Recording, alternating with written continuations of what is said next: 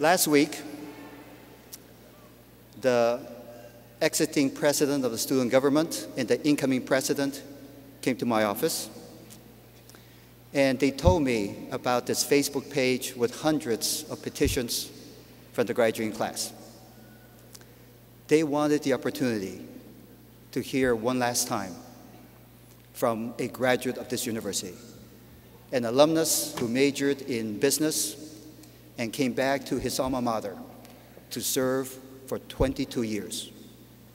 And so he chose to retire this year, and in a sense, he graduates from this university, at least from his position, together with you, the class of 2011.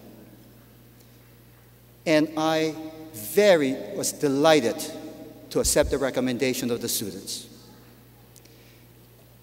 Because not only did this person come and take a program that was in the valley, but he lifted that program on his shoulder and carried it to the mountaintop. And he kept it at or near the mountaintop for 22 years. And what is most impressive to me is that he transcends the sport of basketball. He exemplifies the best of the turf spirit. He cares about students first and foremost. What I've seen is, here's a person who, when he wins with magnanimity. When he loses, which is not often, but it does happen, he loses with grace. But most importantly, he plays the game with passion, with scrappy determination, with putting the interests of students first, and he plays by the rules. Because these are the values that he communicates to his students. These are the values not only of the game, but the values of life. I'm pleased to welcome, to offer congratulations, and to say his farewell, Coach Gary Williams.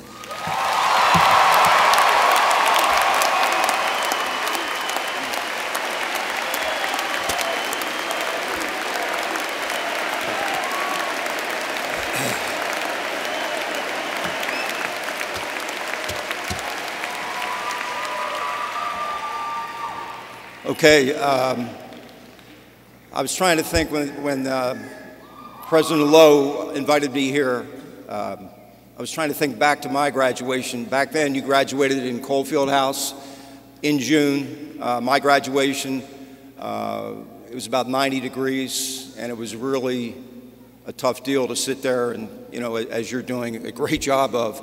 And during your graduation, I remember I thought about two things. I thought about, number one, I had to pay my parking ticket so I could take my degree home and show my dad that I did graduate from school. And then the second thing was we were getting awful thirsty in there, if you know what I mean. So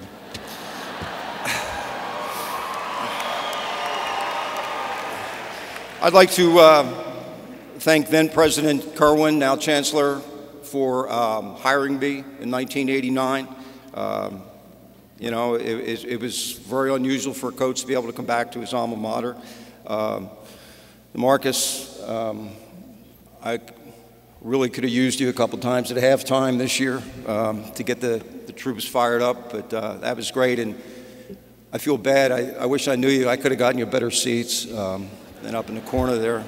But, you know, it's funny. I'm standing up here now, and every big thing I've ever done,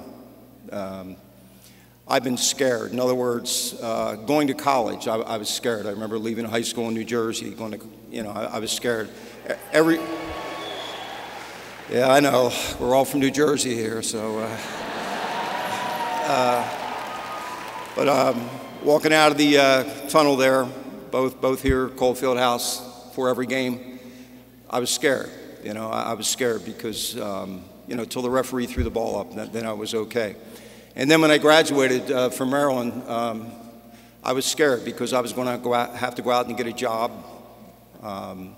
And I was fortunate to find out about my sophomore year. I played basketball here about my sophomore year, that I wasn't good enough to play after college.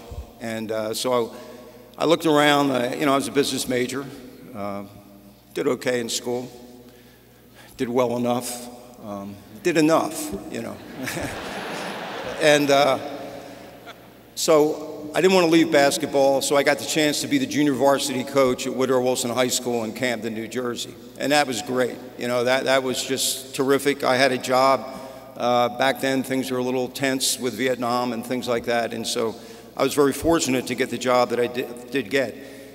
And I was going to give it a shot for a year or two in the coaching thing and then go into the business world and put my degree to use. But that never happened. So what happened was there's good people out there that they'll give you a shot. Most of the time, they'll give you a chance. Now, you have to take advantage of that situation.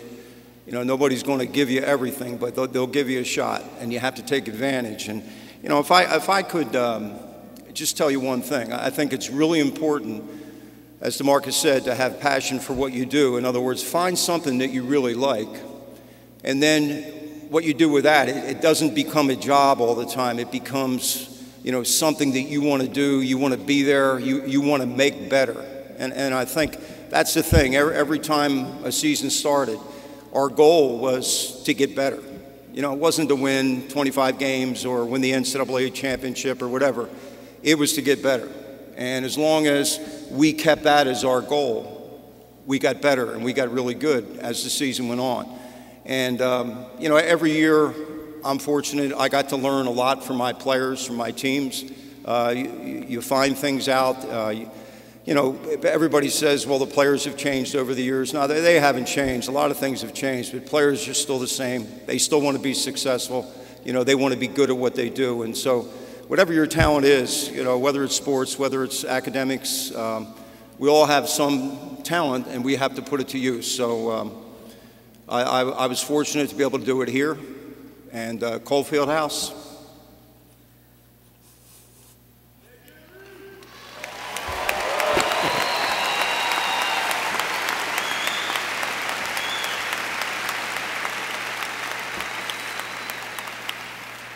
And I heard, you know, and my players, Cliff Tucker,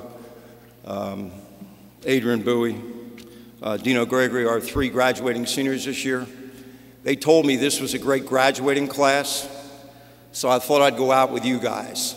Beat Duke!